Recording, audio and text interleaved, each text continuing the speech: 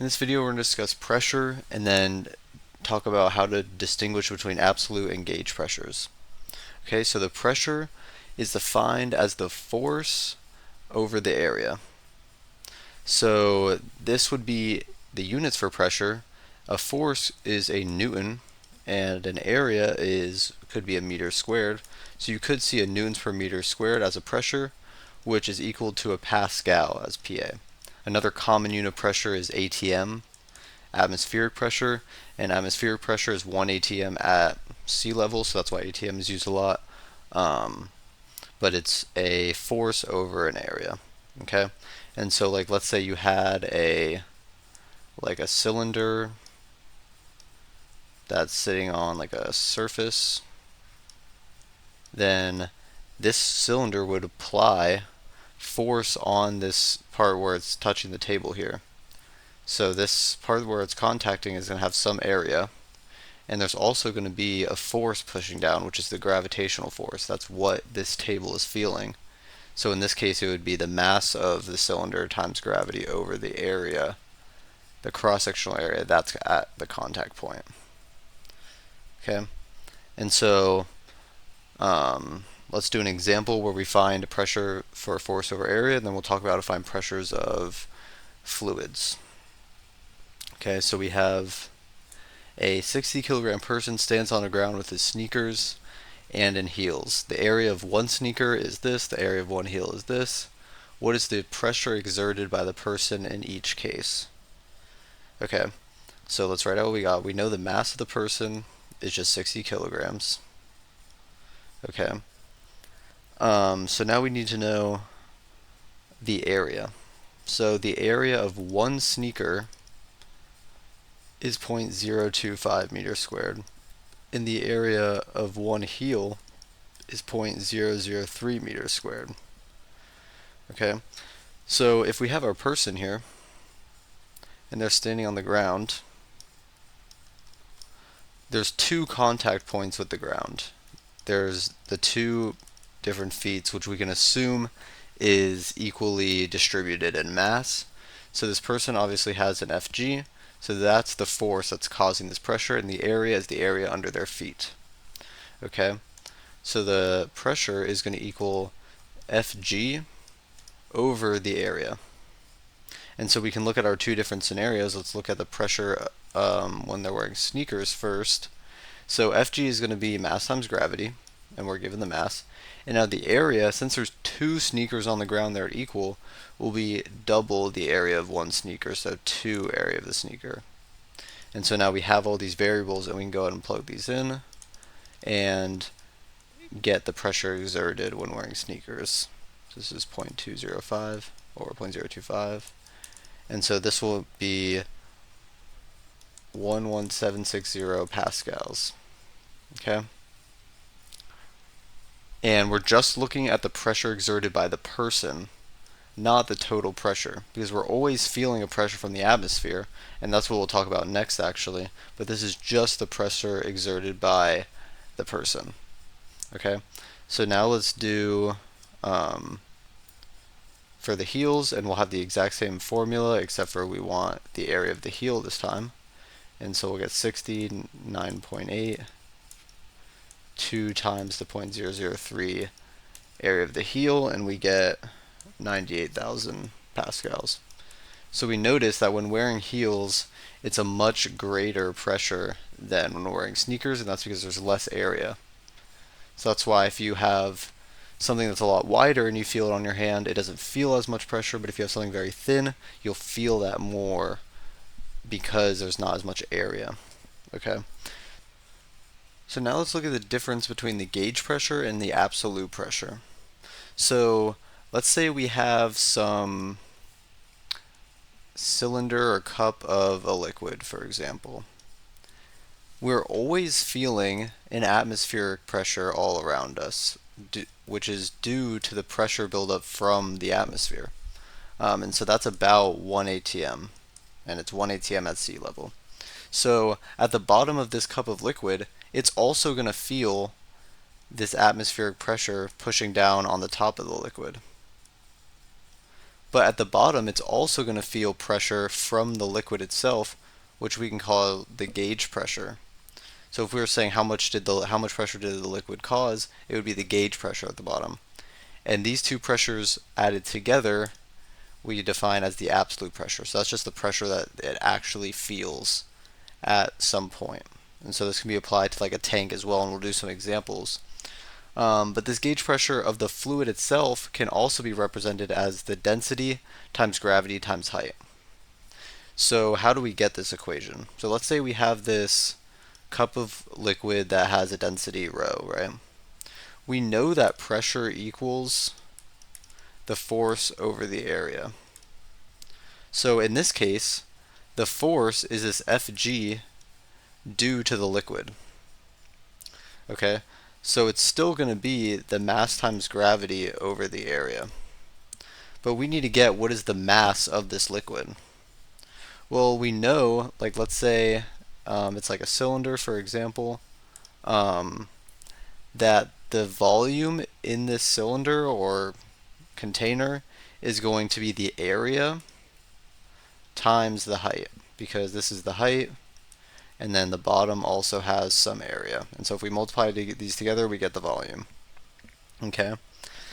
And if we use our density equation of mass over volume equals density, we can get that volume equals the mass over the density.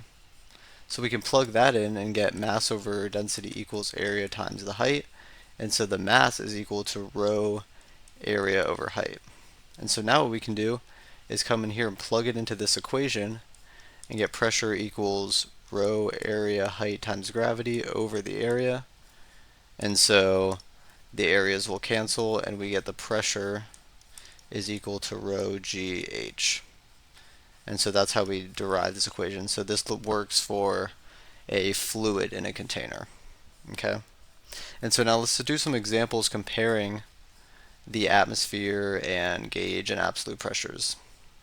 So we see at sea level the atmospheric pressure is 1 atm. Find the gauge and or absolute pressure of these scenarios. So first we have a tank that's left open. So in this case we just have a tank and it's open to the air. So the absolute pressure is just going to be what's felt everywhere, which is the atmospheric pressure, which in this case is 1 atm.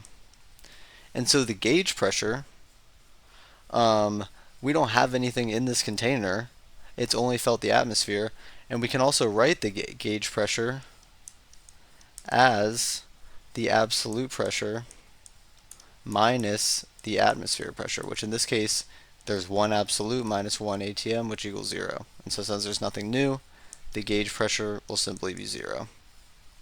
Okay, so now we have a sealed tank with an absolute pressure of 1 atm. So in this case we have a tank, but this time it's sealed off and we have 1 atm of pressure inside. So we already know the absolute is 1 atm, that's what we were given. So what is this gauge pressure? Well, we can use this exact same equation up here. The gauge equals absolute minus atm. Atm still equals 1, so the gauge pressure in this case is also going to be 0. Just because it's sealed, it still has the same pressure inside as outside. Outside also has 1 atm. That's like if you had a water bottle, you opened it up, and then you closed it. The water bottle has the same pressure inside as we do on the air outside. So it's the same amount of pressure, so the gauge pressure is 0. So now we have a sealed tank with an absolute pressure of 0.5 atm. So now we have a tank, and there's only 0.5 atm of pressure in here. But outside there's still 1 atm. So we know the absolute pressure is equal to 1 atm. And so we can use our equation, and the absolute is still, or this should not be 1, this should be 0.5. The atmospheric pressure is still 1, but the absolute pressure is 0.5. That's what they told us. So it's 0.5 absolute minus the 1 from the atmosphere, which means we get a negative 0.5 atm of gauge pressure, which sometimes they will say like 0.5 atm of vacuum. So if you like started pulling air out, now there's less pressure inside here than outside, then the gauge pressure is negative relative to the atmospheric pressure. So now we have a sealed tank with a gauge pressure of 1 atm. So in this scenario, the sealed tank, we don't know what the total pressure is, but we know the gauge pressure is 1 atm. So we can think about it, let's say we had 1 atm outside, and let's say this is the gas molecules from outside, and we seal the tank. When we initially seal it, we know the gauge pressure is 0, that's what we saw up here. But now it's 1 atm, so we added some gas or maybe we changed the volume, but somehow we changed it so that now the gauge pressure is 1 atm, which means it's larger than the outside, so the total pressure had to go up, so our P absolute will be equal to 2 atm. And we could also use that P absolute equals the atmospheric pressure plus the gauge pressure, and we would get 2 from that as well.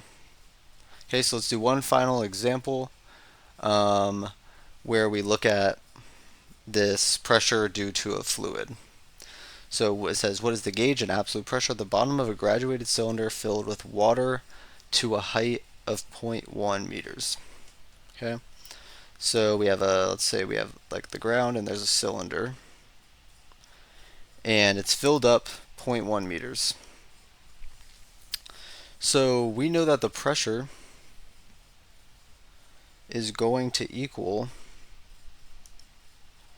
we know the gauge pressure first is going to be the gauge pressure from this fluid, which is the density times gravity times height. So something to notice here is that the pressure caused from a fluid has only has to do with the height and does not have to do with the area, which is why you might see pressure expressed as a height of fluid. So you could actually say this gauge pressure is equal to 0.1 meters of water, and that would be a unit of pressure. And so you might see like millimeters of mercury as a pressure is a common one that is used. So you could even say 0.1 meters of water and you're done.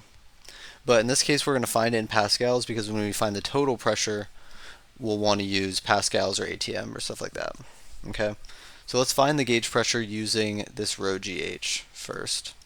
So the density of water we know it's 1 gram per milliliter, and it's also, if we just convert, is 1,000 kilograms per meter cubed. Okay, that's the density of water. Usually that'll be given in a reference or something, or you'll have to convert it from a different density of water that you already knew. Okay, gravity is 9.8 meters per second squared, and the height is 0.1 meters. And so I'll write the units out so that we can make sure that we have a unit that we know. So our gauge pressure here, if once we type that all in, is 980. And so if we combine our units, we get kilograms, and we'll cancel 1 meter out, and we get kilograms meters per second squared per meter squared. And so this top part is just a Newton per meter squared, so this is in pascals. So we're good. Okay? And so if we want to, so this is the gauge pressure in pascals. Now the reason we found it in pascals is so that we could find this absolute pressure, and we know that the absolute pressure is just equal to the gauge pressure plus this atmospheric pressure. And so the PATM is just 1 atm, and 1 atm is about 1 times 10 to the 5 pascals. It's more like 1.01, but for this we'll just use 1. Okay, so now all we have to do to find the absolute pressure is just add the 980 plus the 1 times 10 to the 5. And so we get 100,980 pascals. So an interesting note about this example is that we can see that due to the liquid, it only caused 980 pascals, but the atmospheric pressure that we're always feeling is 100,000 pascals. So the total pressure is only going up by a very small amount compared to what it already was. And so it shows how there is a lot of pressure always being felt. And so the height of a liquid doesn't give that much pressure when it's only a small amount. It takes a lot of liquid to apply the same amount of pressure as the atmospheric pressure. So hopefully that was helpful. I know that different pressures can be a bit confusing, so leave your questions in the comments, and I will see you in the next one.